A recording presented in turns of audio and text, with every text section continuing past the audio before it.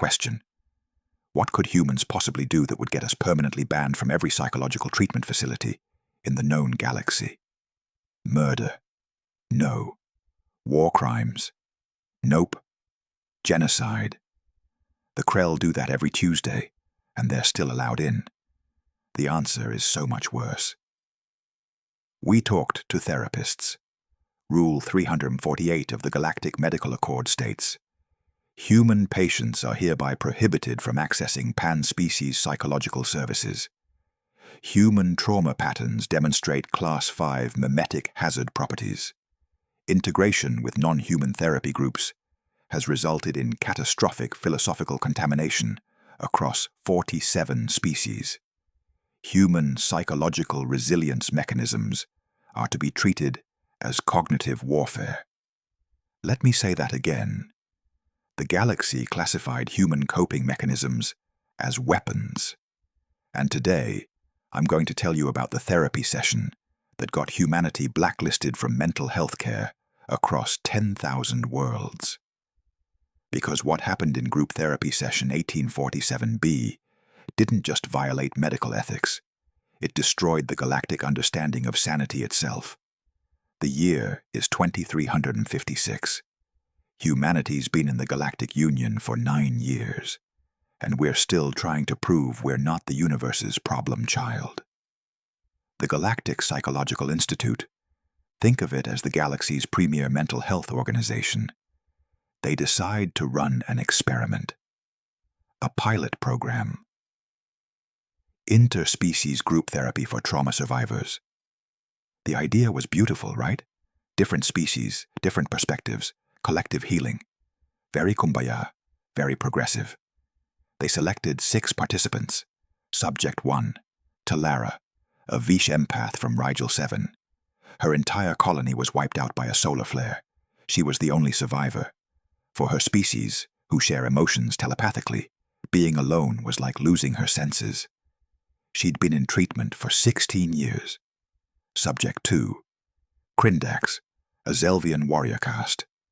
His battalion was ambushed. He watched his clutch brothers get vaporized. Classic survivor's guilt. PTSD so severe, he couldn't see the color red without having a breakdown. 12 years in therapy. Subject 3, Morvain, one of the crystalline archons. Her consciousness had been fragmented during a warp drive malfunction. Parts of her were scattered across 3 dimensions. She could barely hold coherent thoughts. 23 years seeking treatment. Subject 4, Xel, a hive node from the Kessian collective. His hive had been contaminated by a logic plague.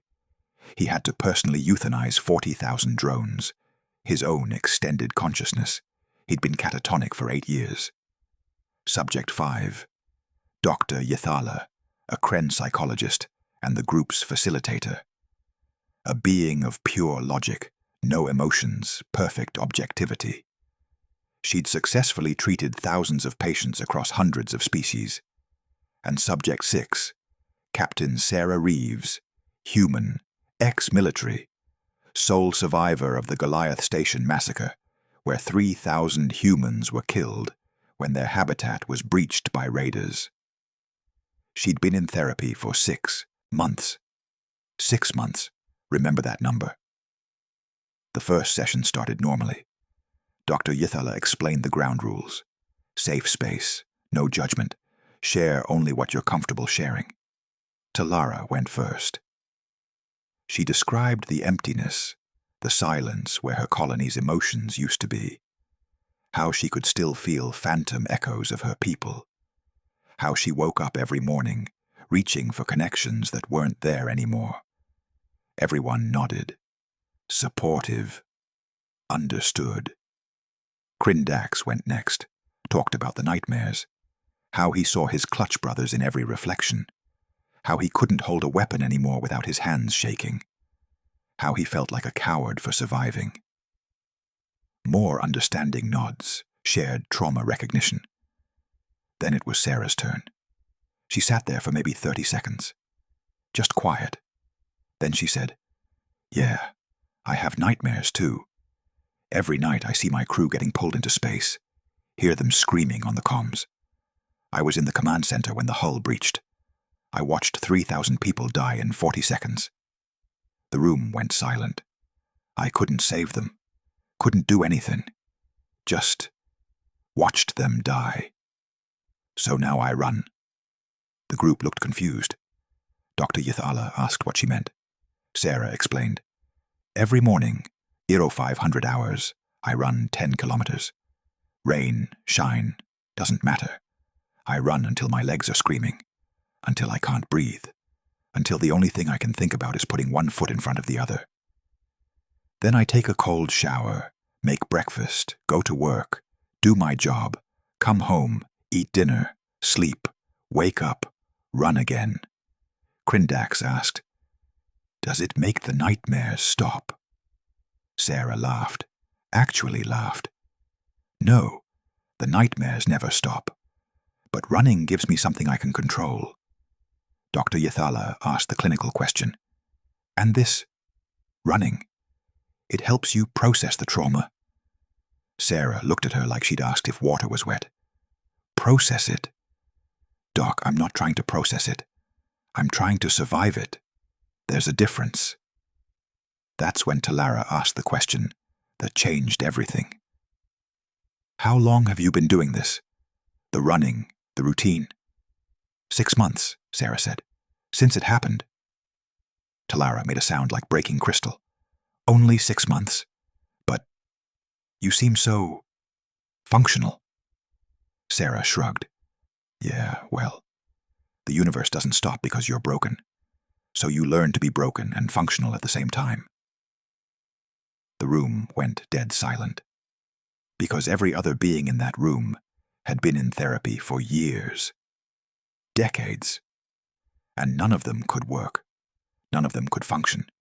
Their entire species' approach to trauma was to stop, to heal, to process, to integrate before moving forward.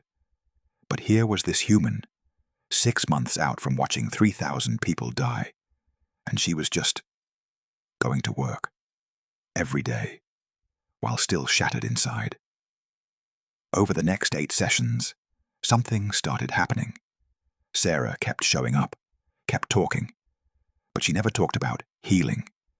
She talked about coping, about surviving, about the little tricks she used to get through each day. "I keep a rubber band on my wrist. When the flashbacks start, I snap it. The pain gives me something real to focus on. I made a playlist of angry music. When the grief gets too heavy, I blast it and clean my apartment, channel the emotion into something productive. I have a friend who texts me every morning. Just, 'You up?' That's it. Reminds me I'm not alone even when I feel like I am." Small things, human things, imperfect solutions for imperfect creatures. And the other species started listening. Week 4. Krindax mentioned he'd started exercising. Just small movements at first. He said it helped with the restlessness. Week 6. Talara asked Sarah about the rubber band technique. Started using a tactile grounding stone. Week 9. Morvain said she'd created a routine. Same schedule every day. It gave her fragmented consciousness something to anchor to. Dr. Yithala noted these developments in her reports. Subjects demonstrating unexpected progress through adoption of human-derived coping mechanisms. But then came Session 12. Zell, the hive node who'd been catatonic for 8 years, spoke for the first time since the program began. He said, "I've been waiting to feel better before I lived again. But Sarah lives while feeling worse." "How?" Sarah looked at him. Really looked at him. "You want the truth?" "I don't wait to feel better. I don't wait to be healed. I just decide that today I'm going to do one thing. Just one. Make coffee, take a shower, text a friend. And then tomorrow, I decide again. And the next day. And the next. The pain doesn't go away. The memories don't fade. But you learn to carry them. Like like scars. They're part of you now. You don't heal from scars. You just get stronger around them. Zell's photoreceptors flickered. You're saying, I don't have to be fixed to continue functioning. You're not broken, Sarah said. You're wounded. There's a difference. Broken things can't work. Wounded things work differently. That session ended early, because Exel walked out of the therapy center for the first time in 8 years and went back to his hive. He wasn't healed. He was still carrying the memory of euthanizing 40,000 extensions of himself. But he'd decided to be wounded and functional instead of broken and waiting. Within 3 months, the results were catastrophic. All 6 non-human participants left long-term psychiatric care, not because they were healed, because they'd adopted the human philosophy. You don't wait for healing to start living. Talara, who'd been institutionalized for 16 years, got a job, started rebuilding her life while still grieving her colony every single day. Crindax returned to his warrior caste. Couldn't hold a weapon without shaking, so he became a trainer instead. Taught new warriors, used his trauma to make them better. Morvain stopped trying to reintegrate her consciousness. Instead, she learned to function with a fragmented mind. Became an artist. Her fractured perspective created works that other Archons couldn't even conceive. Zell went back to his hive and revolutionized their entire approach to trauma. Instead of disconnecting damaged nodes, they kept them connected. Let them function wounded. The hive became stronger for it. Dr. Yathala filed her report with the Galactic Psychological Institute. She noted the unprecedented success rate. She recommended expanding the program. The Institute responded by immediately shutting it down, because they'd started seeing the side effects. Species across the therapy center, patients who'd overheard Sarah's techniques, who'd witnessed the human approach. They started leaving treatment. Not healed. Just done waiting. A Vish patient who'd been in care for 30 years walked out saying, "If humans can function while broken, so can I." A Zelvian who'd been too traumatized to work suddenly got a job saying, "The pain doesn't stop me from working. I stop me from working." A crystalline being who'd been seeking consciousness integration for 2 decades said, "Maybe I don't need to be whole to be valuable."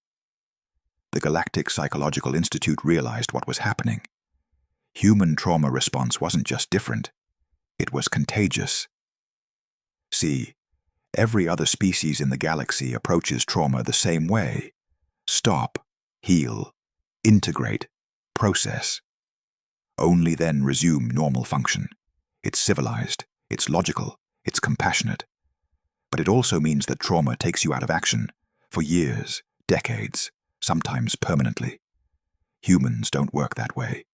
Humans break and keep walking. Humans shatter and keep fighting. Humans lose everything and wake up the next morning and make coffee, because what else are you going to do? We don't heal and then live. We live while healing. We live while broken. We live despite the pain. And if that philosophy spreads across the galaxy, if every species starts adopting it, imagine a galaxy where trauma doesn't sideline people for decades, where survivors don't wait to be fixed before contributing, where being wounded doesn't mean being useless. Imagine armies that don't fall apart after losses because soldiers know how to fight while grieving. Imagine civilizations that don't stagnate after disasters because people keep working through the pain. Imagine a universe where "I'm broken but functional" becomes the norm, instead of "I'm broken and waiting." It would reshape everything. So the Galactic Psychological Institute created Rule 348. Humans are banned from interspecies therapy.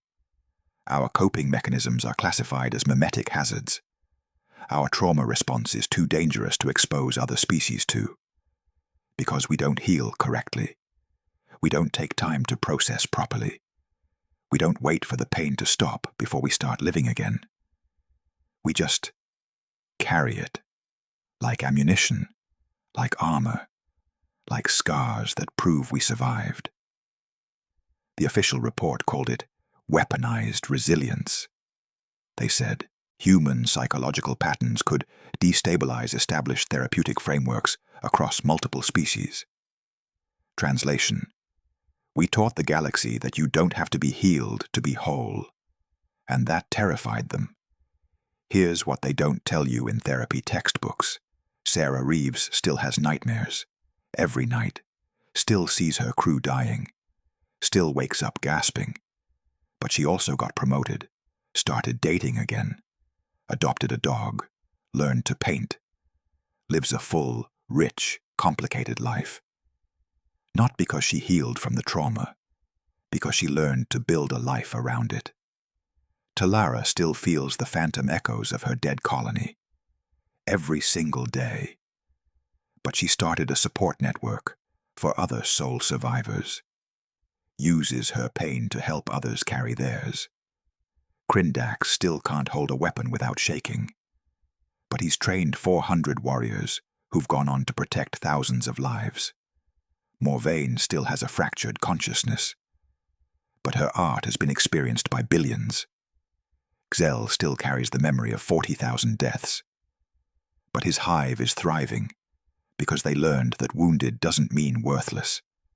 And across the galaxy, despite Rule 348, despite the ban, despite the quarantine, human therapeutic techniques are spreading. They call it the Reeves method in some sectors, scar therapy in others, functional trauma response, wounded warrior philosophy. But it's all the same thing. The pain doesn't have to stop for life to continue. See, the Galactic Psychological Institute made a critical mistake. They thought they could contain human resilience by banning us from their facilities. But you can't ban an idea. You can't quarantine a philosophy. You can't suppress the simple, revolutionary truth that broken things can still be beautiful, still be functional, still be valuable. Every human who travels to the stars carries this philosophy with them. We can't help it. It's in how we talk about our trauma, how we approach our pain, how we keep going when other species stop. We're not trying to infect anyone. We're just trying to survive. But survival, human survival, looks like warfare to species who've forgotten how to function while wounded. But here's the part that keeps me up at night. The part the Galactic Psychological Institute buried in classified files. Dr. Yith Ala, the Kren psychologist, being of pure logic, perfect objectivity, she filed a final report before the program was terminated. In it, she asked one question. Is the human approach actually healthy? Or have they simply normalized psychological survival mechanisms that should be considered pathological? Because here's the uncomfortable truth. Maybe we're not resilient. Maybe we're just really good at pretending we're okay when we're not. Maybe we don't heal while living. Maybe we just never heal. Just keep accumulating scars and calling it strength. Maybe the galaxy banned us from therapy not because we're too powerful, but because we're too broken to recognize our own dysfunction. I don't have an answer to that. Sarah Reeves doesn't either. None of us do, because the line between functional while wounded and unhealed but coping is razor thin. And maybe humanity's been walking that line for so long, we've forgotten which side we're on. But you know what? Even if the galaxy's right, even if we're just normalized dysfunction, even if human resilience is just trauma, masquerading as strength, we're still here, still fighting, still building, still loving, still creating, still living. And maybe that's enough. Maybe being broken and functional beats being whole and paralyzed. Maybe carrying scars beats waiting forever to be unmarked. Maybe human resilience isn't about being strong. Maybe it's about being too stubborn to let the pain win. Rule 348 says humans are banned from galactic therapy because we're dangerous to other species' mental health. But here's what I think. They banned us because we reminded them of something they'd forgotten. That life doesn't wait for you to be ready. That the universe doesn't care if you're healed. That pain is just another thing you carry. Like breath, like gravity, like memories of people who aren't coming back. So if you're watching this while carrying something heavy, trauma, grief, loss, pain that won't stop, remember this. You don't have to be healed to keep going. You don't have to be whole to be valuable. You don't have to wait for the pain to stop before your life starts again. You can be wounded and functional, broken and beautiful, scarred and strong. That's not a flaw. That's human. And apparently, it's terrifying enough to get us banned from therapy across 10,000 worlds. Wear it like armor. If this hit different, if you're carrying scars and needed to hear this, share it. Tag someone who's fighting battles nobody sees. Leave a comment about what keeps you moving when everything hurts. Because every share is an act of rebellion against a galaxy that thinks being wounded means being worthless. Subscribe for more stories about why humanity's dysfunction is the galaxy's worst nightmare. And remember, you're not broken. You're just fighting a war nobody else can see. Keep fighting.